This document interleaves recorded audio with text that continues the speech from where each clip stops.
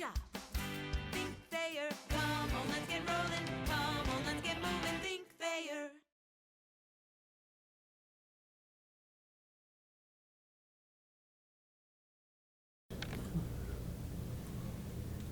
Everybody's talking about this letdown.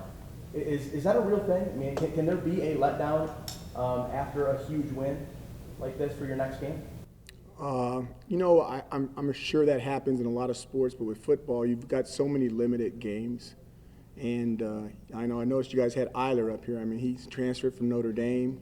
He's got 10 to 11 games left in his career, 10 if he does it right.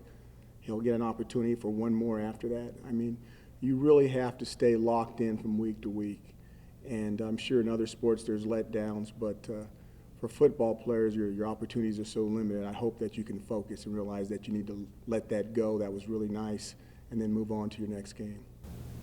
Everybody's talked about your offense, but your defense played really well. How nice was it for you to see your defense contribute in such a big way last week? See, now that's a great question. I want to talk about our defense. I thought the defense was outstanding.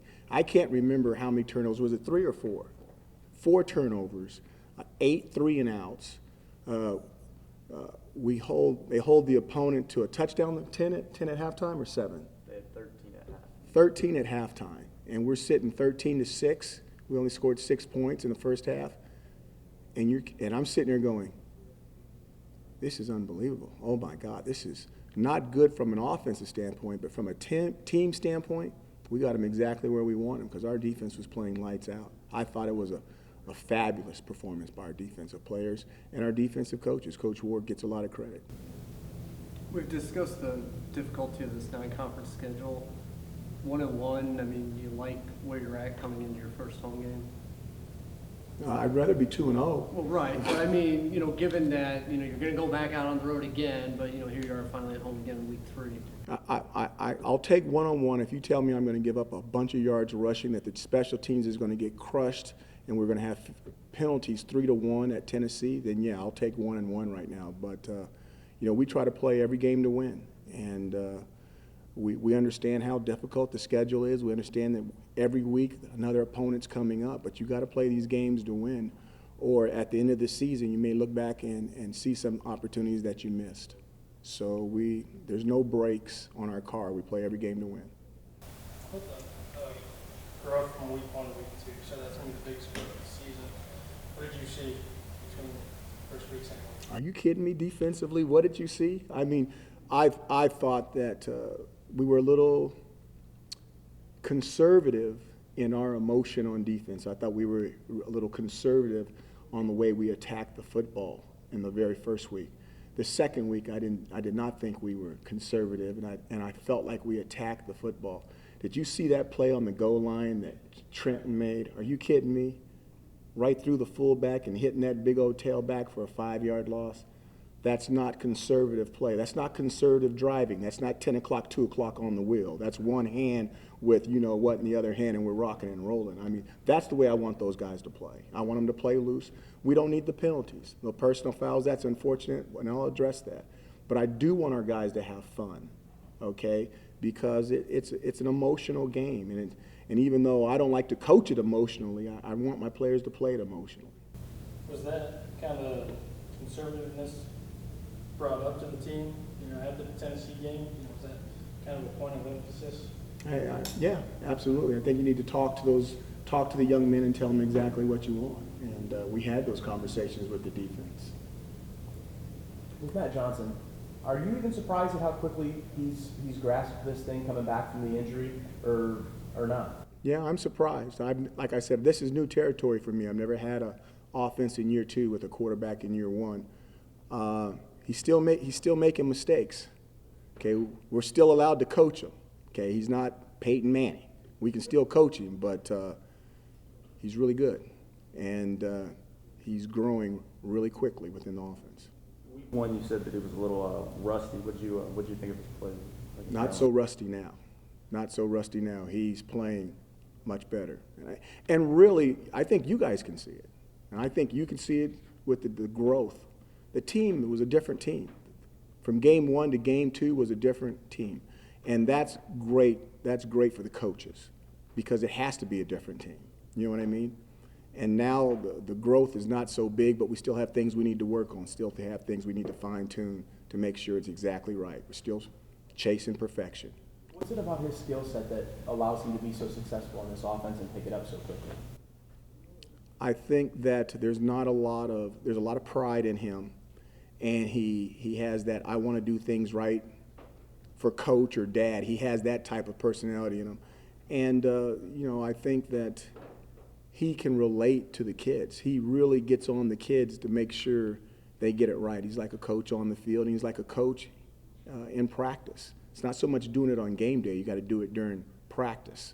And he's really particular about how he wants things done. And I think that expertise, that professionalism from practice transfers over into the game. Can you describe the emotion coming off of Maryland now coming home to play Memphis? The emotion was Saturday night on the plane. The emotion was seeing those guys, and we got back and telling them to be good and going home and watching the ticker and watching the score go across the bottom on ESPN. That was the Saturday night emotion. Sunday was the University of Memphis, and we're back at work. And I'd imagine that they may get an extra day or two, but by the time they get here tomorrow at practice, I think they'll be in the same mode. What have you seen from Memphis that kind of jumps out at you? They're bigger than us. They're faster than us. They're a 10-game winner last year with the bowl, beat BYU. I've played BYU many times as a player and as a coach on the West Coast. Those guys are 4 or 5 years older than everybody else because of their Mormon missions and red shirts, and those guys are physical, and they whooped them. So that tells me that you've got a big, fast, physical bunch coming in here. We're underdogs again for the third week, and we'll see how it goes.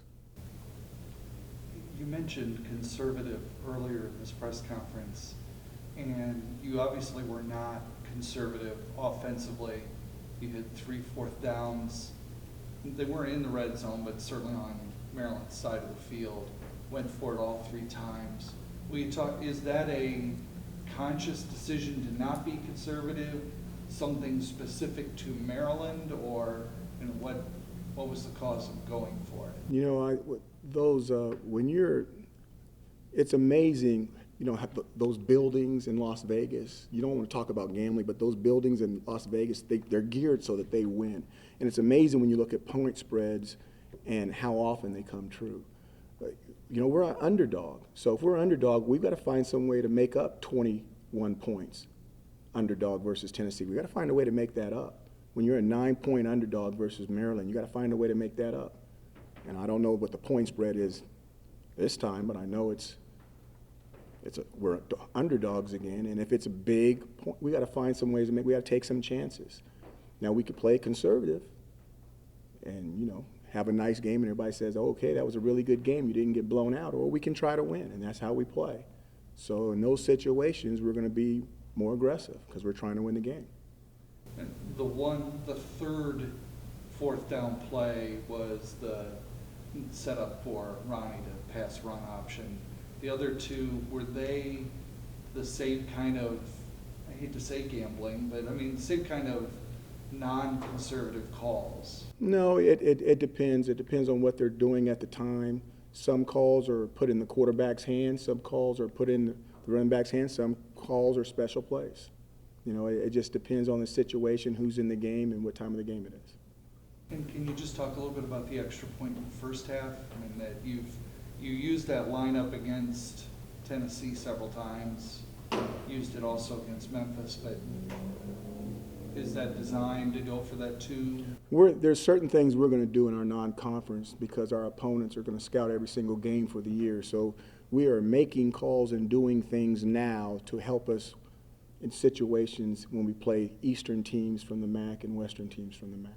So it's not a chance thing. It's all by design. What's your level of concern right now with the kicking game? Yeah. There's some concerns. I think that we've got to get a good gunner. We have an excellent punter that can put great hang time on the ball. Unfortunately, sometimes you can outkick your coverage. We need to get our gunners right so that we can cover more. We got to get our punter to kick the ball a little bit higher and not so far so he doesn't outkick his coverage. From a kickoff standpoint, I think we're in good shape until we try to do specialty kickoffs. When we try to do specialty kickoffs, our kickoff guy doesn't look so good. And then, you know, from a PAT field goal situation, for a TT to miss 2 field goals, to me, that's just a happening. That's not even a concern. I've watched that young man for a year, and if he's definitely allowed to have a bad day. And if you bet against him over the long haul, you're gonna build another hotel in Vegas because you're betting on the wrong guy. He's gonna win. That said, I mean, 2 of the 3 East Division Players of the Week, Johnson and Hunter, pretty nice. Really? Yeah. Who was the second one? Really? Joseph? Okay. Do you disagree with that? No, I just asked. I didn't know. Thanks for the surprise. That's awesome.